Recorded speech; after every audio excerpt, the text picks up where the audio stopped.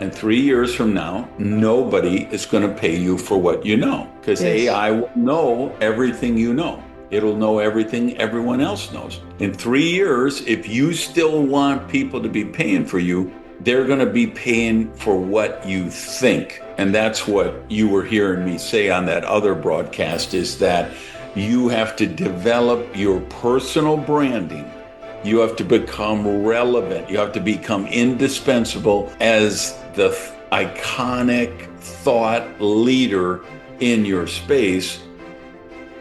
Welcome to Season 5 of Manage Self, Lead Others with host Nina Sunday.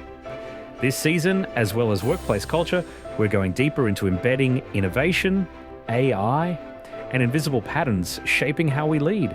Each episode, bold thinkers join us to explore how to lead with intention, elevate team culture, and stay future ready. The future of leadership starts with the questions we ask. Randy Gage does not just challenge your thinking, he helps you rewire it. With 15 books translated into more than 25 languages, Randy has become a global voice for CEOs and entrepreneurs who want more than success. They want clarity, impact, and freedom. With a mind hardwired for metaphysical principles, innovative marketing, and maverick reinvention, he created a prosperity operating system to help high-level achievers move toward the highest possible version of themselves. Randy believes playing small serves no one. His work empowers leaders to build abundance while still protecting their health, relationships, and peace of mind. He has spoken to more than 2 million people in over 50 countries and is a member of the Speaker Hall of Fame. It is my honour to welcome Mr. Randy Gage. I'm truly honoured to have a speaker, mentor, coach, lifestyle planning expert of the high calibre that you are, Randy Gage. Welcome, Randy Gage, to Manage Self, Lead Others. Thanks, Nina. Great to be on with you. And I first heard you speak when you came to Adelaide to our National Speakers Convention, way back when. And also when I was president of National Speakers, now Professional Speakers Australia, in Sydney.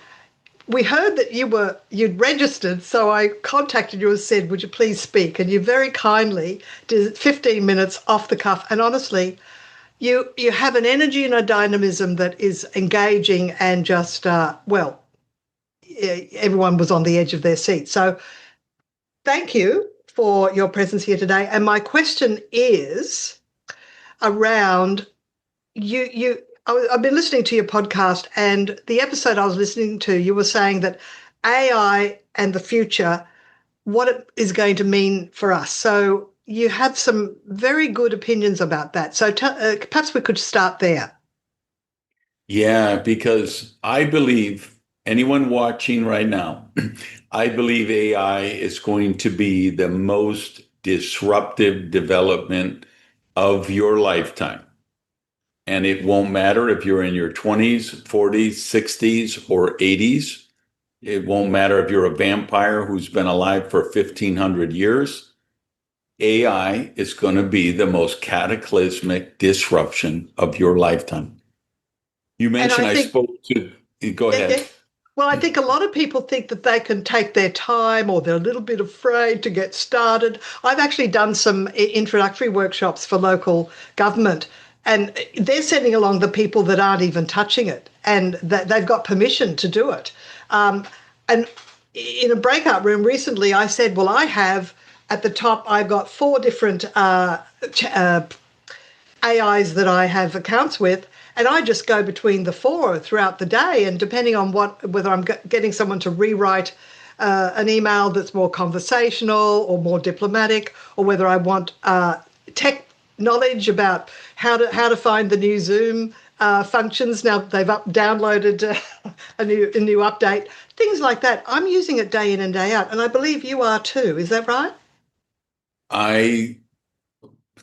4 months ago, I was saying, if you're not using it 20 times a day, you don't understand it. 3 months ago, I was saying, if you're not using it 50 times a day, you don't understand. Now, if I'm not using it 100 times a day, I know I'm wasting time and being unproductive. Mm. So I have built out a bunch of it. And when I say I have built out, that means I wrote a check to somebody to build out. I'm not a tech guy at all, but I have built out like four different agents. I've got a podcast one, I've got a newsletter one, I've got a co-CEO, and these are all programmed with, trained on my material. They can speak in my voice with my IP, and they think like me. And I probably save 20 or 30 hours a week with AI of stuff that I used to do before AI.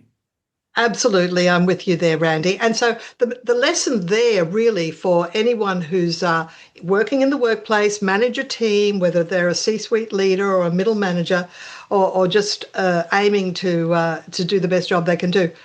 The thing is to think about, what can I delegate? Can someone else do this? Can AI do this? I mean, there's even AI that'll read and answer your emails for you in your own voice. Yeah. Oh, it'll So, do the workflow stuff you can devise it's mind-boggling, and it gets more so every day. Every day I have something where I get goosebumps, just like, how did it possibly do? well, I'm So, I hearing that mean, AI now has an IQ of 130, which is genius level. higher. It's It's high higher. now. Yes. Yeah. Because first of all, I have an IQ that's higher than 130, and I can tell you AI is higher Oh, than right. me. Okay. Yeah. Yeah. AI is today, AI's 175 maybe, Gee and whiz. tomorrow it'll be 177. Yeah. And remember that AI can, like, I give it a project like that, it takes 3 to 4 seconds. If you said, okay, read these 20,000 books, it does that in like 2 minutes. So the computations per second, we can't even Yeah. fathom it as Yeah. humans. So here, for anyone watching, if you are 65 or older and you planning to retire within the next 2 years, maybe you can skate to the end without getting involved with AI. But if you still want to be here after 2 years from now, you cannot put it off anymore. You can't avoid it. You can't say, well, maybe I can just bluff my way through it. No, Yeah. it's going to, people are talking about it's going to impact 10 million jobs or tens of millions. No, it's AI is going to disrupt 3 billion jobs on Earth in the next few years. I really believe that. And and I remember you were talking a little bit about, if you're just the information person, you'll be replaced. But if you're the IP person, that's where you'll still have value.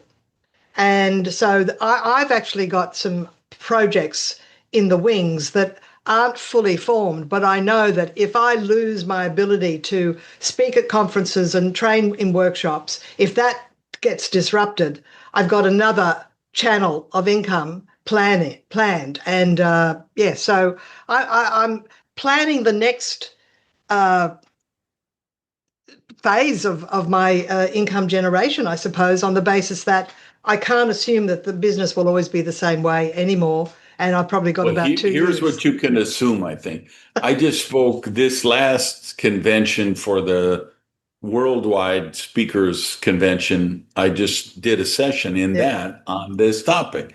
And what I told the people in that room is, in 3 years, 95 or 98% of you are going to be out of the business, or you're going to have to change your business model, Yes. because that percent, 95, 98, whatever, speakers, coaches, consultants, authors, they're getting paid for what they know. And 3 years from now, nobody is going to pay you for what you know, because Yes. AI will know everything you know. It'll know everything everyone else knows. In 3 years, if you still want people to be paying for you, they're going to be paying for what you think. And that's what you were hearing me say on that other broadcast, is that You have to develop your personal branding. You have to become relevant. You have to become indispensable as the iconic thought leader in your space. So people are going to come in and say, Nina, what should we do about this? They don't want to know what are the 10 commandments of customer service? What are the four C's of sales? They They're going to do want say, critical thinking. And actually, critical thinking has become, I think, less obvious in the workplace in the last decade, I believe, because, well, I don't know what the cause of that. it's going extinct. Nobody says how to do lateral thinking, how to do critical thinking, how to do logical sequential thinking, how to do abstract thinking, right? These are all, there's processes to do all of those types of thinking, but we don't teach that to kids. And well, even in the workplace, I tip my hat to Edward de Bono, who did the Six Thinking Hats, because that was a system to actually get you to critically think about a project or an idea in six different ways. And he taught the process of thinking in order to create greater creativity. And so, and I, as a speed reading trainer, and speed reading has become less emphasis in my business because people really don't read like they used to. They read sideways on a phone or a device. They're not really doing what I call deep reading, reading an entire Right. book all the way through. And I think what's happening is it's turning us into black and white thinkers instead of being able to have the nuance of ambivalence and holding two opposing ideas at the same time and finding the middle ground. That's part of critical 100%, thinking. 100%. Let me share something with you because you would appreciate this as a speaker. Like 10 months ago, maybe even a year ago, I said, I'm going to read 1 hour every day and not listening by audio and I do self-development. I've always done self-development for 30 years, right? I listen to podcasts, but I said none of that counts. I have to read and Kindle, none of that has to be a real book. So like I've got a tour I'm leaving in Friday, right? I've got 4 books and I'm a carry-on only guy, but I got a Right. 10-day tour, so I'm taking 4 books with me, right? And I'm telling you, it transformed everything for me because I just thinking at such a higher level. I've gained so much wisdom, the self-discipline, it forced me to be more productive. The time I've saved with AI is really where I got that time to devote to the reading. And then it makes you have the opportunity to read the deep stuff that Yes. if you were just going to read 15 minutes a day, you'd like there's a book from 1960 called The Force of Crowds, I think, won the Nobel Prize in Literature.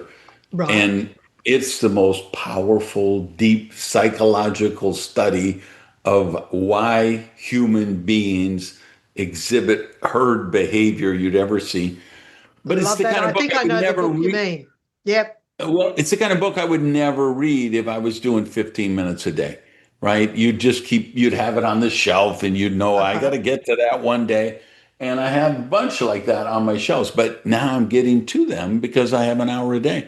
And I think that's why I'm the more in demand now than I've ever been, more relevant than I've ever been. I attribute it to that 1 hour a day of reading. Because you're actually growing your own knowledge base, but at the same time, because you've got all this lived experience, you can apply that, and it resonates, and you get fresh thoughts. I mean, and then that's then comes out in your next book. So Yeah. it's a self-fulfilling cycle. What I always say in my presentation skills workshops is I quote you at our conference. You started your keynote presentation with, so there I was at Adelaide Airport. You start your stories in the middle, And that Yes. engages us straight away. It's a fantastic technique. We don't need how you got to the airport, how you got off the plane. Yeah. Yeah. I Yeah, call that parachute into the scene. that's it. Oh, fantastic. Yeah. Now, just while we've still got a few minutes, let's give some advice that I heard you give about managers and leaders working in their genius zone, not, that whole idea of, oh, if you want something done right, you've got to do it yourself. And that's last century. And you really have to delegate and be willing to oversee when you want to delegate something, because you might be delegating a task that you do well and you want to build someone else's capability. How can managers better work in their genius zone, and what should they not be doing anymore? I can only share my experience and the lessons I learned. I read, so Dan Sullivan, the strategic coach guy, and Benjamin Hardy, who was the author, the guy who wrote, they did two books together, Right. one called Who, Not How, and one called 10X is Better Than 2X. And then Ben wrote another book by himself and a different guy on called Scaling, a book about scaling. Which was recent. I devoured that the day it came out. Those two books, the first two that he did with Sullivan, I was like, I got to rethink everything. Exactly. And you talk about busyness being something that gets in the way of you looking after your health, and perhaps letting your relationships slide, or being, short with people, and also allowing yourself time to think strategically and creatively too, because creative ideas, new ideas come in the spaces in your day. They don't come where you're in the middle of executing a task. Simple things. Mm. I have my whole calendar for 2026, right? For all the big events and my coaching program, what's it? And so people, I'm the most productive person I know, right? And people think, oh my God, he must work 18 hours a day. No, I save 20 to 30 hours a week with the stuff I'm doing with AI. So I'm doing the genius zone stuff, Yeah. and only the genius zone stuff. And then I still have that time to play softball and go to dinner and have real relationships with real people and all of that stuff. I wanted to ask you, this is a vision board from a couple of years ago. I've got another Yeah. one that I was using last year. I'm about to start up again for this year. What's your opinion about, doing some sort of a vision board? I just cut out pictures and put them together with keywords, but still, people do it any way they want to. I have been doing vision boards for 30 years and with like a 95% success rate It's unbelievable, of isn't it? manifesting the things I put on there, because even when they're just on the side, you're still seeing it with your peripheral vision. It's still making an imprint on your subconscious mind. And I And would encourage any manager to get magazines, old magazines, you can get them at secondhand stores, and just have them on the table. Get your team to do their own vision board. I did this one in 90 minutes at a little workshop, but that got me back in the saddle of doing vision boards every year. I now go to the news agent and buy cardboard and make it look pretty. But it's about the law of attraction. It's about focusing on what you do want and being towards focus rather than away from focused. And a lot of people are stuck in their own, they want a whinge zone. What's wrong with their life? They've got to be more grateful and think about what's right with my life and how could I make it better and how can this be the best year yet. 100%. Mm. All right. Well, I'm sorry I pontificated there. Didn't want to Your make... show, you can pontificate all you want. That's the great thing about having a show. Well, look, I better let you go. It's been such a pleasure talking to you, Randy, and you made a deep impression in me that those 2 times I saw you present. And of course, I've been following you on X, actually. I get all my news from X. And by the way, I want to thank you about the idea of switching your phone off at night, in the sense that I used to just put it on airplane mode and put it in the next room. Do you know what? I switch it off now. Why even have it pulsing in another room? Right. In another room. By the way, before I forget, everyone watching, if they go to my site, randygage.com, that's you right. Can put it in the show notes. Right on the homepage, there's a free PDF, The 7 Elements of an Abundant Life. It's free, download it. And it really, I believe, will show you how you can have, and become the kind of person who lives the kind of life you want to live. My mission is I want to make the world more prosperous. And I believe you don't do that with charity and entitlement. I believe you do it with empowering people. We have to make the world more prosperous. We have to make the people in the world more prosperous. So that's what all my work is about. It all leads to there eventually. So that PDF will be really helpful. Absolutely. The 7 Elements of Abundant Life PDF at randygage.com, and it'll be in the show notes, and Gage is Gage. Just bring conscious awareness of abundance in your life, prosperity, and just see your life blossom. And thank you for sharing your opinions, your philosophy, and your uplifting ideas with the rest of the world. You make the world a better place, Randy Gage. Thank you so much. Thank you, Miss Nina. Thanks for having me on.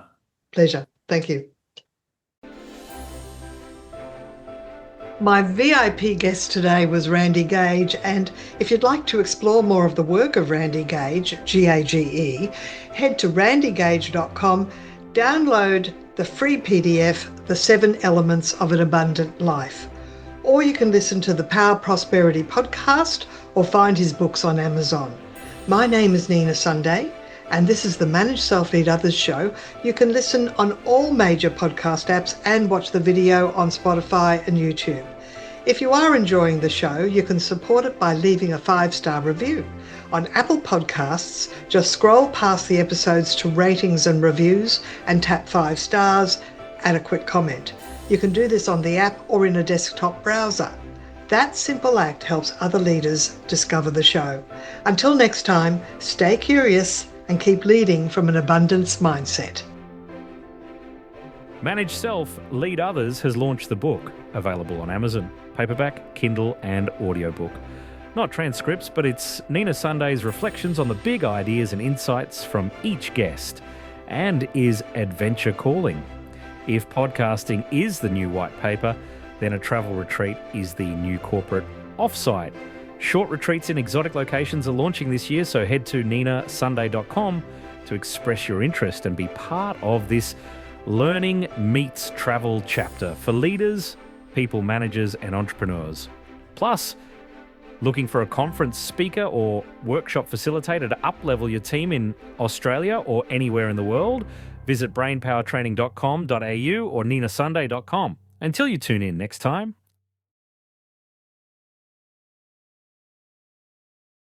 This podcast is a part of the C-Suite Radio Network. For more top business podcasts, visit c-suiteradio.com.